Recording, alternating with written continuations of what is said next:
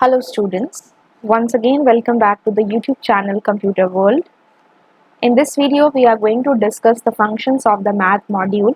This is the part 2 video of the topic Python modules for class 11 Computer Science with Python. So सबसे पहले समझते हैं students math module क्या होता है और हम इसका यूज़ क्यों करते हैं, और इसके बाद हम समझेंगे different functions of the math module और इन सब की वर्किंग.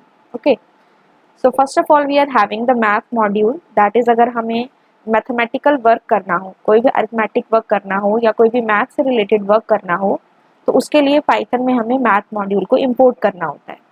एंड इसको इंपोर्ट करने के लिए हमारी स्टेटमेंट होती है इंपोर्ट मैथ, या फिर आप इसे एक और मेथड से इंपोर्ट कर सकते हैं, फ्रॉम मैथ इंपोर्ट स्टार. तो उससे क्या होता है, दोनों स्टेटमेंट से ही मैथ मॉड्यूल के सारे फंक्शंस जो हैं वो आपके प्रोग्राम में इंपोर्ट हो जाते हैं. अब किसी भी फंक्शन को यूज़ करने के लिए आप यहाँ पे मॉड्यूल का नेम लिखेंगे, that is math dot function का नेम, अगर आप इंपोर्ट मैथ स्टेटमेंट यूज़ कर रहे हैं तो. और अगर आप फ्रॉम स्टेटमेंट का यूज़ कर रहे हैं तो आप डायरेक्टली फंक्शन का नेम लिख सकते हैं. इंपोर्ट स्टेटमेंट और फ्रॉम स्टेटमेंट से किस तरह से यूज़ किया जाता है और कैसे फंक्शंस को एक्सेस किया जाता है, उसकी पूरी जो वीडियो है that is the part 1 video. आप इसके डिस्क्रिप्शन बॉक्स में उसका लिंक चेक कर सकते हैं और उस वीडियो को जाकर देख सकते हैं. अब बात करते हैं one by one the functions of the math module. First of all we are having the square root function. As the name suggest, जैसे कि मैथ्स में स्क्वायर रूट आप करते हैं किसी भी नंबर का, इसी तरह से पाइथन के अंदर स्क्वायर रूट करने के लिए मैथ मॉड्यूल का एक फंक्शन होता है SQRT के नाम से, जिसकी हेल्प से हम किसी भी नंबर के स्क्वायर रूट को फाइंड आउट कर सकते हैं. कैसे लिखेंगे, मैथ डॉट स्क्वायर रूट और ब्रैकेट में number. Suppose I give math dot square root 100, so it will give me the answer as 10.0. But इसे लिखने से पहले आपको मैथ मॉड्यूल को इंपोर्ट करना पड़ेगा. अब हम इसे प्रैक्टिकली चेक करते हैं. हमने यहाँ पे मैथ मॉड्यूल को इंपोर्ट किया, import math. Now the name of my module is math and the name of my function is square root. यहाँ पे लिखा हमने 100, तो यहाँ से मेरे पास आंसर आया 10.0. आप किसी भी फंक्शन के आर्ग्यूमेंट में कोई भी इंटीजर या फ्लोटिंग पॉइंट नंबर डाल सकते हैं, बट कॉम्प्लेक्स नंबर नहीं डाल सकते. और मोस्टली फंक्शंस मैथ मॉड्यूल के ऐसे हैं जो आपको आंसर जो देंगे वो फ्लोटिंग पॉइंट फॉर्म में देंगे. अब यहाँ से अगर आप कोई ऐसे नंबर का स्क्वायर रूट करते हैं जिसका प्रॉपर स्क्वायर रूट नहीं बनता है, जैसे कि अगर मैं यहाँ से 101 कर दूँ, तो उस केस में आपका जो आंसर है वो फ्लोटिंग पॉइंट फॉर्म में आएगा and decimal form 10.04 987562112089. Understood? Next is, अगर हम यहाँ से 0 का स्क्वायर रूट करते हैं, math dot square root and I say 0, then it will give me the answer as 0.0. और अगर हम यहाँ पे किसी नेगेटिव नंबर का स्क्वायर रूट करते हैं, सपोज आई से -81,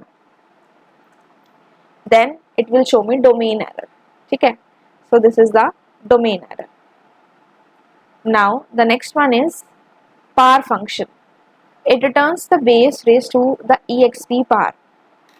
बेस को जब हम exp par से रेस करेंगे तो जो भी आंसर आएगा that will be return by this function. लिखने का तरीका क्या है, मैथ डॉट पार, ब्रैकेट में it will take 2 arguments in the parenthesis, one is base comma the exponent, that is जो भी हम पार रेस करना चाहते हैं. जैसे अगर मैं लिखूँ 2,0, so it will return 1.0 because 2 raise to the power 0 is 1. या किसी भी नंबर को जब आप 0 से रेस करेंगे पार को, तो उस केस में आंसर उसका 1 होता है and it is returning the answer in the floating point form, so answer आया 1.0. और यहाँ पे मैंने लिखा math dot par 3,2, so it will return 9.0. So here we will have 3 raise to the power 2, so the answer will be 9.0. Understood? Now we will see this practically. So हमने math module को already import किया हुआ है, so simply will write down math dot par. Suppose I take 2,0, so it will give me the answer as 1.0. Same way अगर मैं लेती हूँ math dot par 3,2, so it will give me the answer as 9.0. क्या हम इसमें floating point number भी ले सकते हैं बेस और एक्सपोनेंट में? सपोज मैंने यहाँ पे लिखा 2.1, 3.5, तो ये भी हम ले सकते हैं. ये फ्लोटिंग नंबर्स को भी पार को रेस करके आपको आंसर दे देगा. बस इसके अंदर आपने ये ध्यान रखना है, आप इसमें इंटीजर और फ्लोटिंग पॉइंट नंबर ले सकते हैं, बट कॉम्प्लेक्स कोई अलाउ नहीं करता है. ठीक है. Now the next function is the ceil function. Seal function आपको क्या देता है, it returns the smallest integer not less than the number. क्या मतलब है इसका, इसको हम लिखेंगे इस तरह से, मैथ डॉट सील ब्रैकेट में नंबर देंगे, मैथ डॉट सील मैंने दिया 1.4, तो ये सीधा इसे राउंड ऑफ करके नेक्स्ट इंटीजर हमें दे देगा, यानी कि उससे नेक्स्ट बड़ा इंटीजर। और मैथ डॉट सील -1.4 है तो उसे राउंड ऑफ करेगा और -1 दे देगा, क्योंकि -1 जो है वो ग्रेटर है -1.4 से। तो what is the meaning of this statement, smallest integer जो कि नंबर से छोटा ना हो। नंबर क्या है हमारे पास 1.4, 1.4 से स्मॉलेस्ट इंटीजर जो मेरे पास है वो मेरे पास 1 है, और इसके बाद जो इंटीजर्स आएंगे वो मेरे पास इस तरह से होंगे 2 3 4 5 इस तरह से एंड सो ऑन। इसने कहा not less than the number, तो नंबर से छोटा तो हम नहीं ले सकते, लेकिन इसके बाद जितने भी हैं उनमें से सबसे छोटा लेना है, so that is the 2, so that is why मेरे पास आंसर आ रहा है 2। इसी तरह से -1.4 अगर हम लें तो इससे छोटा हमारे पास जो इंटीजर है that is -2 then -3 like this, लेकिन हमने इससे छोटा तो नहीं लेना, not less than the number, और इसके बाद जो है दैट इज -1, ठीक है। तो इस केस में मेरा आंसर कितना आ जाएगा -1। So let us execute this practically. देखिए यहाँ पे हमने लिखा है मैथ डॉट सील 1.4, तो आंसर आ गया 2। अब हम नेगेटिव में चेक करते हैं, math dot ceil -1.4, so I will get my answer as -1। किसी और नंबर पे चेक कर लेते हैं, मैथ डॉट सील, अगर मैं मान लीजिए कोई इंटीजर नंबर लेती हूँ, सपोज मैंने 4 लिया तो 4 का 4 ही आएगा। मैथ डॉट सील अगर मैंने लिया 4.05 तो भी मेरे पास कितना आएगा, राउंड ऑफ करके नेक्स्ट नंबर आ जाएगा दैट इज 5। और अगर मैं इसी को नेगेटिव में ले लूँ, मैथ डॉट सील -3.26, तो उस केस में -3 हो जाएगा। Understood? So this is the use of the ceil function. Now our next function is the floor function which is just the opposite of the ceil function, ठीक है। It returns the largest integer not greater than the number. Use कैसे करना है, name of the module is math dot floor is the name of the function bracket में number. अब math dot floor अगर 1.4 करती हूँ तो ये मुझे रिटर्न करेगा 1, यानी कि राउंड ऑफ करके ये मुझे उससे छोटा नंबर दे रहा है। 1.4 से छोटा इंटीजर 1 हो गया, और -1.4 पे जब फ्लोर फंक्शन लगाया तो उसने उससे छोटा इंटीजर दे दिया दैट इज -2। अब जो ऊपर स्टेटमेंट लिखी है इसका क्या मतलब है, it returns the largest integer which is not greater than the number. अब ये मेरा नंबर है 1.4, इससे जो छोटा इंटीजर है मेरे पास दैट इज 1, और इससे जो बड़े इंटीजर्स हैं दैट इज 2 3 4, जैसे हमने सील फंक्शन में देखे थे। Largest integer not greater than the number. अब इस नंबर से ये जितने भी नंबर्स हैं वो सारे मेरे ग्रेटर हैं, ये तो हम नहीं ले सकते, तो उसके अलावा फिर क्या बचा हमारे पास, 1 बचा, so that is why it will give us the answer as 1, यानी कि इससे छोटा। एंड -1.4 के केस में उससे छोटा राउंड ऑफ करके हमें क्या दे देगा, -2। Understood? Next is fabs function. Fab function return करता है absolute value of a number. Basically यहाँ पे F stands for the floating point number, तो यहाँ पे हम इंटीजर भी ले सकते हैं और फ्लोटिंग पॉइंट नंबर भी ले सकते हैं। अगर आपने लिया मैथ डॉट फैब्स -4 तो आंसर आएगा आपका 4, और 8.5 लिया तो आंसर आपका आएगा 8.5। यहाँ पे m will be small.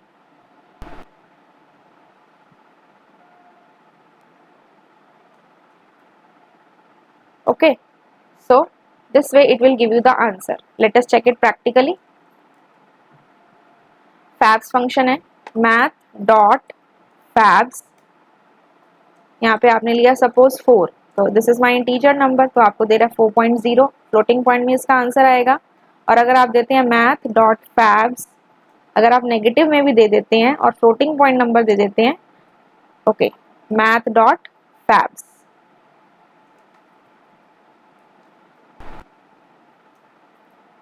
then what it will give you, it will give you the positive of that number that is 8.5। ठीक है, तो जो भी आप करेंगे सॉल्व, आप इंटीजर भी ले सकते हो, फ्लोटिंग पॉइंट भी ले सकते हो, जो आपका आंसर है that will come in the floating point form. ठीक है, so this is the way you will get the answer of this one, fabs function. अब आते हैं पाई। अब पाई जो है this is not a function, ये कांस्टेंट होता है और पाई की जो वैल्यू होती है दैट इज 3.141592635897993। ठीक है, मैथ्स में आप पाई को किस तरह से रिप्रेजेंट करते हैं, it is represented by this symbol that is pi. 22/7 होता है उसको पाई बोलते हैं, जनरली हम मैथ्स में उसकी वैल्यू लेते हैं 3.14। पाइथन में जब आप पाई की वैल्यू को फाइंड आउट करोगे तो ये इतनी बड़ी आपकी वैल्यू आएगी डेसिमल में। ठीक है, अब इसको कैसे करना है, मैथ मॉड्यूल को आप इंपोर्ट करेंगे और वहाँ सिंपली लिखना है मैथ डॉट पाई, तो यहाँ से आपके पाई की वैल्यू आ जाएगी। ठीक है, अब मैथ मॉड्यूल को हमने ऑलरेडी इंपोर्ट किया हुआ है, तो simply I have to write down math dot pi, so this is the way I will get the value of the pi. Now the next thing is the e, that is the Euler number.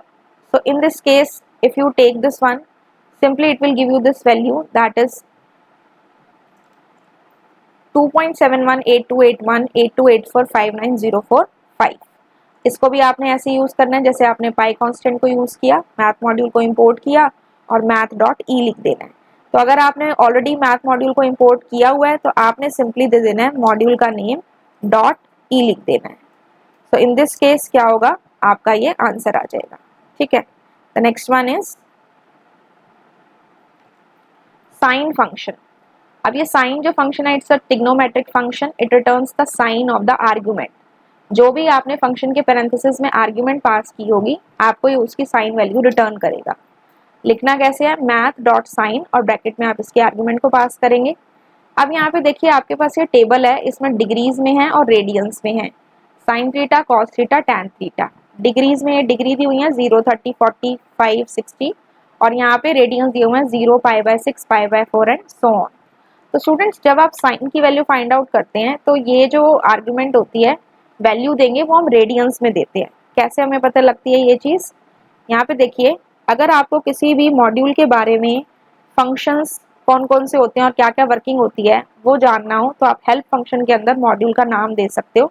जैसे मैंने यहाँ पे लिखा help math, तो इसके अंदर क्या आ गया, आपने इसको डबल क्लिक करना है तो यहाँ से आपके पास ये सारे फंक्शंस आ जाएंगे। ठीक है, ये सारे फंक्शंस आ गए और हर फंक्शन का वर्क आ रहा है, रेडियन, पावर, साइन। ठीक है, यहाँ पे जो साइन फंक्शन है हमारा स्टूडेंट्स, यहाँ पे देखिए it returns the sine of x measured in radians, यानी कि किस में मेजर्ड है, रेडियंस में मेजर्ड है। तो यहाँ से it returns the sine of the argument measured in radians. अब रेडियंस के अंदर जो साइन की वैल्यू है दैट इज 0, π/6, π/4। अब अगर मुझे π/6 की वैल्यू निकालनी हो, π/6 की वैल्यू कितनी आ रही है 1/2, यानी कि मुझे इसके अंदर π/2 पास करना पड़ेगा एज एन आर्ग्यूमेंट। लेकिन क्या मैं यहाँ पे π/2 पाई का सिंबल लिख सकती हूँ, नहीं लिख सकती। फंक्शन को लिखने के लिए तो मेरे पास है मैथ डॉट साइन, लेकिन पाई लिखने के लिए मुझे क्या लिखना पड़ेगा, मैथ डॉट पाई। ठीक है, और डिवाइड इसको किससे करेंगे, जैसे कि देखो यहाँ पे आपके पास आ रहा है π/6 है। ठीक है, तो आप इसको अगर 6 से करते हो तो यहाँ पे आपने यहाँ पे 6 लिखना है, close the bracket and press the enter key. It is coming 0.499 this much. So इसकी जो वैल्यू है यहाँ पे है 1/2 एंड 1/2 इज 0.5 और 0.499 जो हमारा है वो 0.5 के इक्वल ही है। ठीक है, इसी तरह से आप यहाँ पे और वैल्यू देख सकते हो, जैसे कि यहाँ पे π/2 और इसकी वैल्यू कितनी है 1 है, तो मुझे यहाँ पे π/2 पास करना पड़ेगा। तो मैंने यहाँ पे क्या लिखा, math dot sine math dot π/2। तो यहाँ से देखिए मेरे पास आंसर कितना आ गया 1.0 और टेबल में मेरे पास कितना आंसर है दैट इज 1। ठीक है, तो इस तरह से आप फाइंड आउट कर सकते हैं कॉस के लिए भी और टैन के लिए भी। ये कॉस है, कॉस फंक्शन क्या रिटर्न करता है, कोसाइन ऑफ द आर्ग्यूमेंट।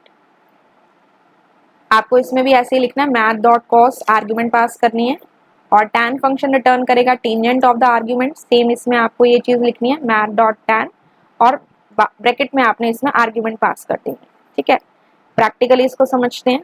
हमने यहाँ पे लिखा math dot cos math dot π/2। तो इस केस में it will give us this answer. ठीक है, तो ऐसे करके आप टैन की भी फाइंड आउट कर सकते हैं, math dot tan math dot π/2। ठीक है, तो ये आपकी ये वैल्यू रहती है। Math dot pi by 3। तो यहाँ से हमारा कितना आंसर आ गया स्टूडेंट, 0.500001 इस तरह से आया। So which is nearly equivalent to, अगर हम यहाँ से पाई बाय 3 देखें तो 1/2 है, तो ये 0.5 के इक्विवेलेंट है।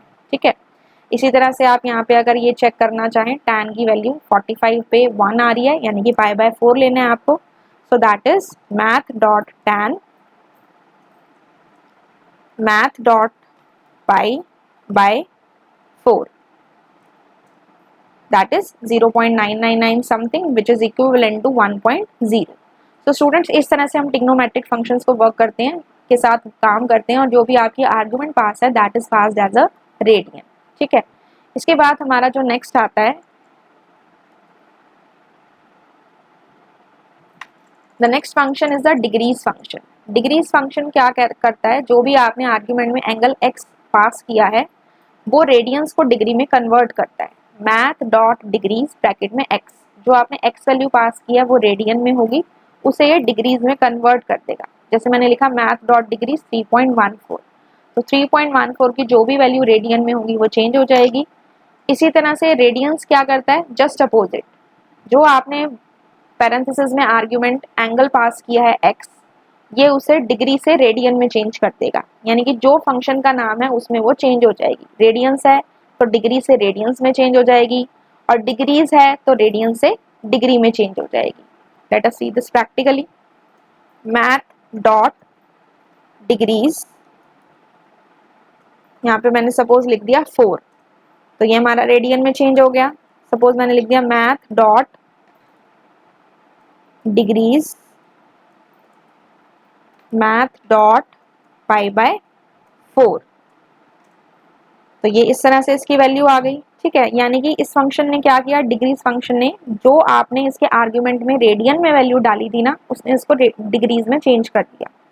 अब यहाँ पे मैंने लिखा मैथ डॉट रेडियंस, और मैंने कोई भी वैल्यू डाल दी, सपोज 4 ही डाल दी, तो इसने इसको क्या कर दिया, okay radians will come here, ये इसको क्या कर देगा, रेडियंस में चेंज कर देगा।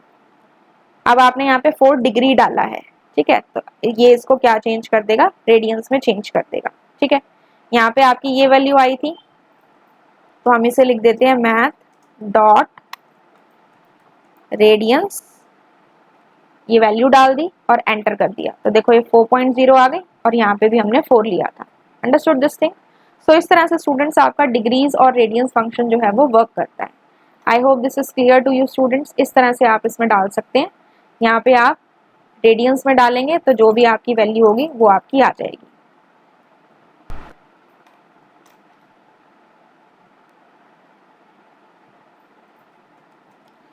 So this was all about the part 2 video. जितने भी आपके करिकुलम में मैथ मॉड्यूल के फंक्शन हैं स्टूडेंट्स, वो हम कवर कर चुके हैं इस वीडियो में। इन केस कोई डाउट है तो आप कमेंट सेक्शन में पूछ लीजिए। एंड इसके बाद हम पार्ट 3 इसका स्टार्ट करेंगे, जिसमें हम पढ़ेंगे अबाउट द रैंडम मॉड्यूल। ठीक है, रैंडम मॉड्यूल के बारे में पढ़ेंगे और उसके फंक्शंस के बारे में पढ़ेंगे।